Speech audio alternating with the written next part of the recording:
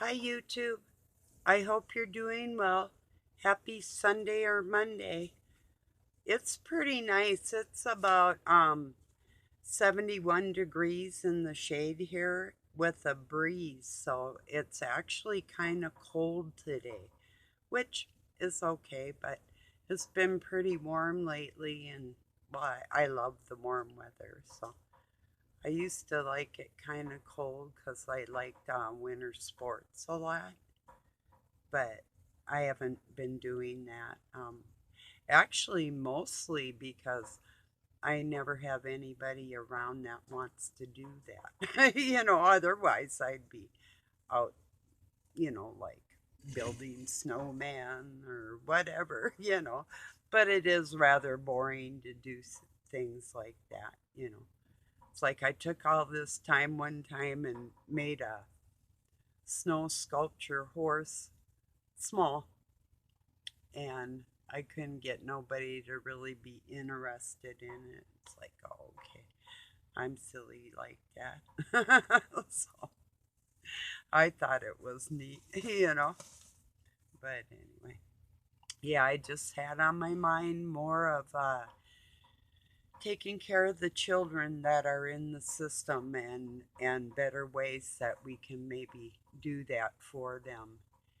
And like I say, I'm sure we all know somebody that's been connected with the system at one point in time or another. And just throwing them out to strangers with no follow up or very little. It's just I want to take a poll. How many people believe that maybe the children would be better off in group situations, boys and girls separate, than they would be placed in single family homes. Um, just, uh, just your opinion. It doesn't matter why you have that opinion or anything. I'm just interested on, like taking the pulse of the people. Where are you feeling on this? You've probably been when you were little in some scary situation where somebody wasn't there to take care of you. Um, I think it happens to everybody at least once, but there's children that this is happening to every day, all day long, all their lives until they can escape, if they can, because usually they're put into a position. First, they're really worked hard and they are tired, and if they're around like physical abuse and those types of trauma, there's no way that these children can even learn in school. They'll probably be like appear to be the unruly ones. Now, this isn't always true.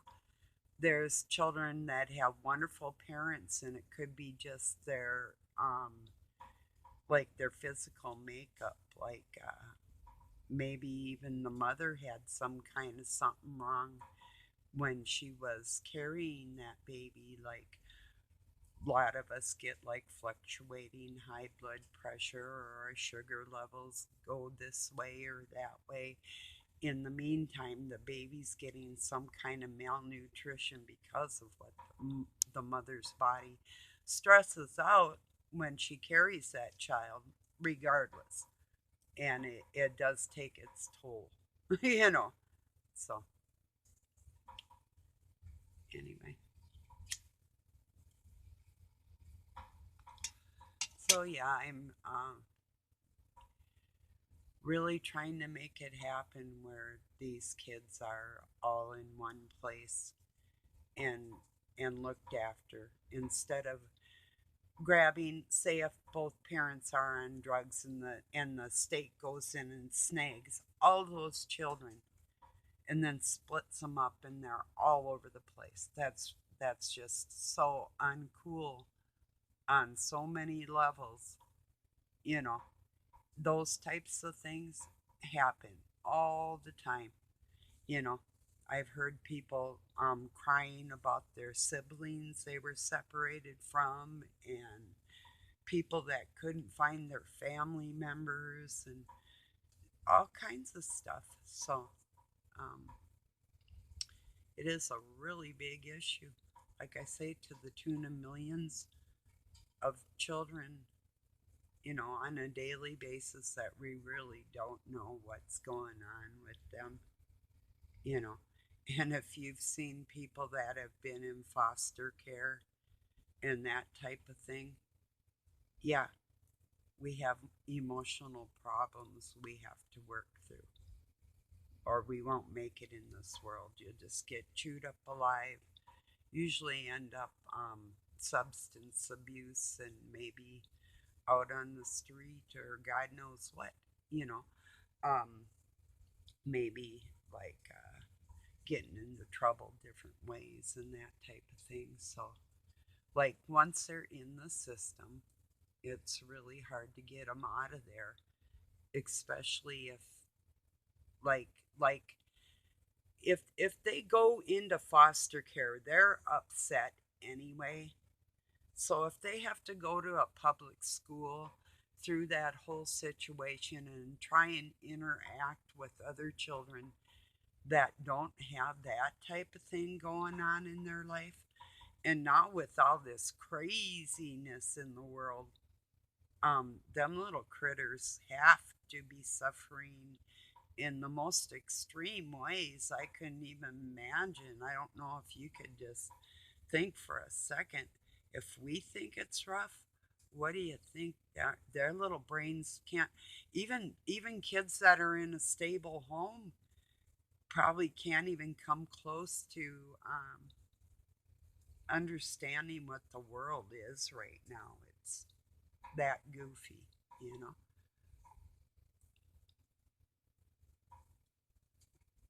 So yeah,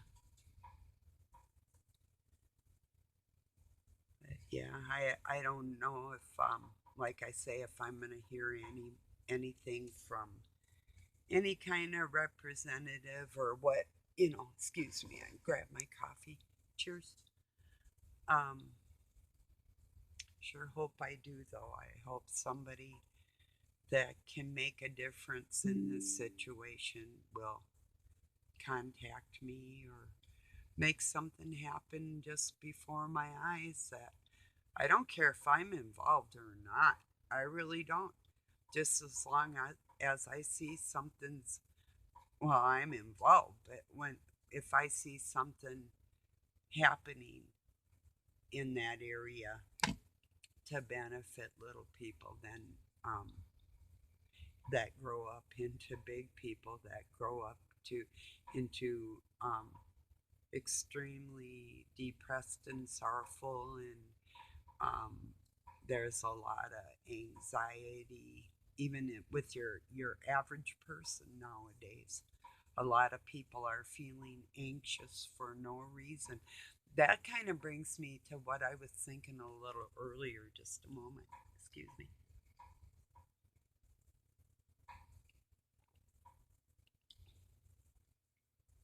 Um, mm, this minute, I guess I kind of got off track there. Seems, God, I think everybody's got so much on their mind. They're like, their brains just like, like I was watching Bruce Seasall, and there was like, unidentified somethings in the sky, lights, objects, ships, whatever, going all kinds of directions. And well, it was funny. He was trying to film just one, and then he'd see another one go by, and it's like he didn't know which one to follow. And he started laughing. Just I was laughing at the same time.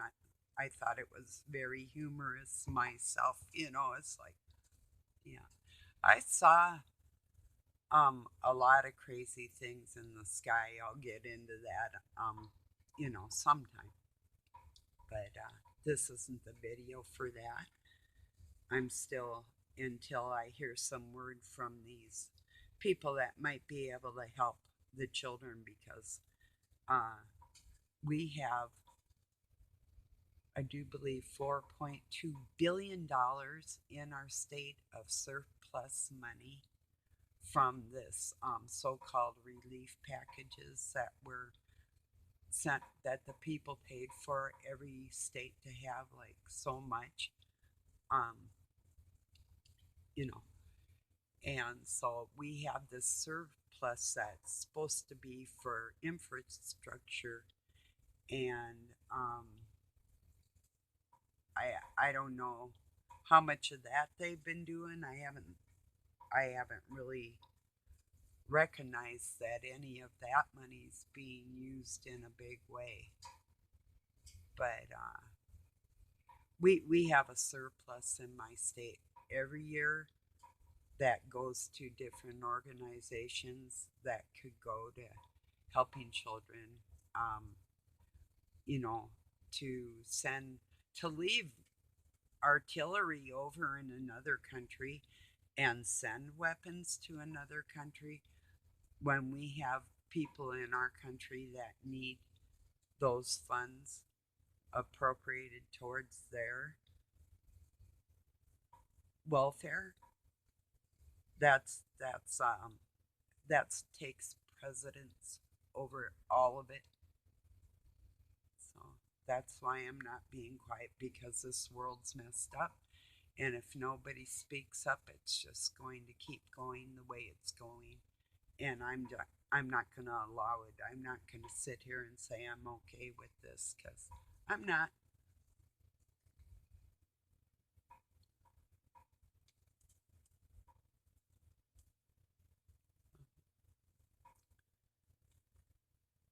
Yeah. Thought about going outside today, but I did 2 loads of laundry instead. But I do have a little more transplanting I want to do, and some weeding and that type of thing. I'll get it done. It's like, a lot of times I'll get out there and just start doing something, and then it leads to something else. It's just like in here, too, you know. It's crazy. When I was young, I used to be able to start doing one thing in the house, do everything in the house, and still um, making meals and go to work and still have energy to stay up all night, you know. So, but I've been kind of staying up late and getting up a little. Well, I about 7:38. Last week I slept till like 10 o'clock one day though, but I had stayed up till about 3.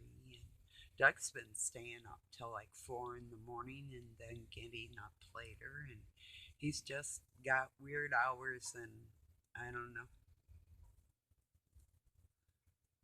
Yeah. Anyway.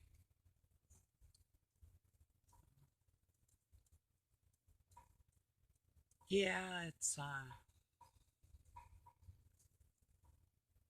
been a lot on my mind lately with the whole world, like how are we going to, I mean, I know a little bit at a time will help anything, but we need like a major breakthrough. And I have this just weird, it's not even like anxiety, it's this like the good energy has powered up on this planet, and the bad people know that. I don't know, it's just an odd feeling. I will tell you about one sky phenomenon I saw in 2011. It was, I think it was about September, and I could see out the southeast window. And now, mind you, the Twin Cities is about 80 miles south of me on what they call Interstate 35 or 35W, or north. It's I-35. So it's like 80 miles down that direction, and out that direction southeast for hours I just stood by the window and I watched these lights. They were like they looked like ghosts. They at first they looked round and then they'd get kind of elongated, and it was just like one right after another after another. And at first I'm thinking, is this Project Bluebeam? Because I have seen like uh reflections of buildings in the clouds and elephants or different things up in the sky and that type of thing, and different crafts or something, that type of thing in my life. But this was like, and I worked at the casino. We had a kind of a light show thingy that would switch up above the casino, and those were far reaching. As a matter of fact, our the community asked them if they would turn, because it's like a small farming community with this giant casinos and all kinds of hotels and movie theaters and RV parks, golf courses, gyms. I mean, like you name it, it's like everything, restaurants, amphitheater. I mean, like there's so much stuff up there. So, but all the way around it is this tiny town, or the town isn't around it, the town's right before it, right off the interstate. Then you have to go about a couple miles to get to the casino. But the people around in town, those lights were keeping them awake at night. And so they did shut them down for the community. But uh, these lights I saw, and and there was probably hundreds, if not thousands, of them per second. And the thing about it is, and then I kind of would move away from the window. I think I laid down for a while and got back up, and it was still going on. And then I felt like I was witnessing the rapture. I felt like souls were being lifted to the earth, to the moon. And that was really, I went to bed that night thinking that, and I never could shake it. I wondered if I asked people on Facebook, I asked people all over the place, did you see the lights that were going on up in what would be my southeast sky in the middle of the night? you know, which I know could be light show projection,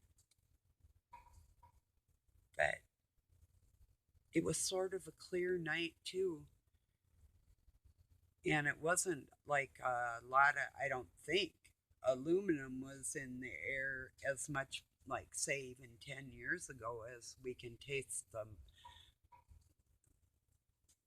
whatever were metallic taste in our atmosphere.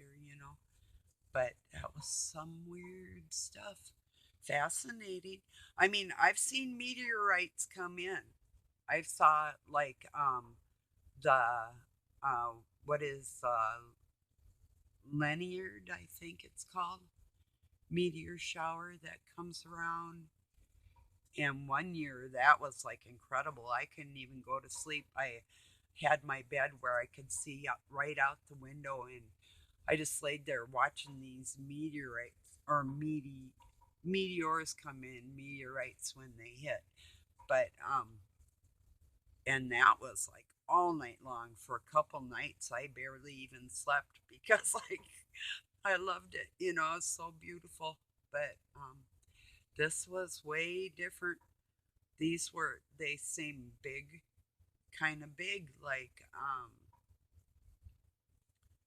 almost as big as the moon itself when it gets in the sky, only they were leaving bunches, just one right after another, all together, all over the place, all in this one area in the sky, just continuously, like a few hundred there and some here and some there. And I'm like, what am I seeing here?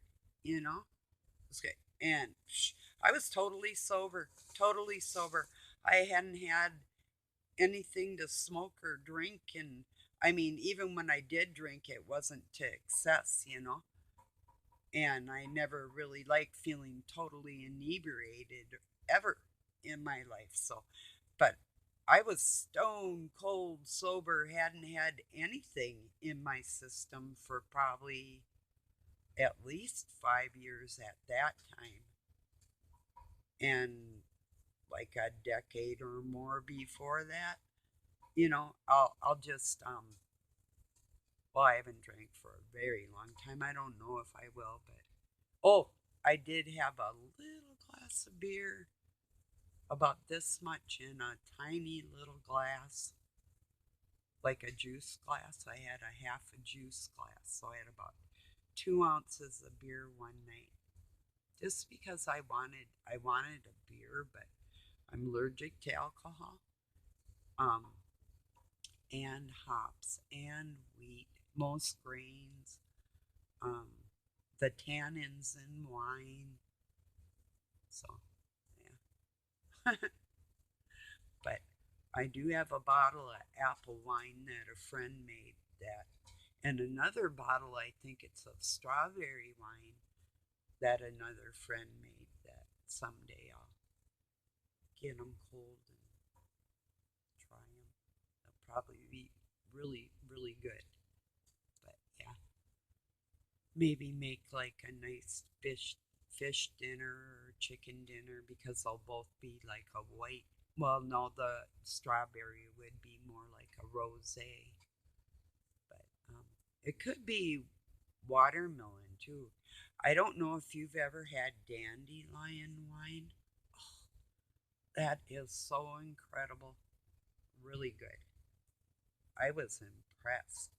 I didn't even think I'd like it. But yeah, it takes, and I did pick some dandelions to help make the wine, so when it was ready, it was quite the treat. And that was when I was out in Montana, and this woman, Mrs. Bear, um, made a batch of that. So yeah, that was really good. So, but yeah, I don't know. Have you ever seen anything in the air like I was describing? Because I know I wasn't losing my mind or anything. I mean, if I'm going to act crazy, it's going to be intentional, you know? So I'll plan it.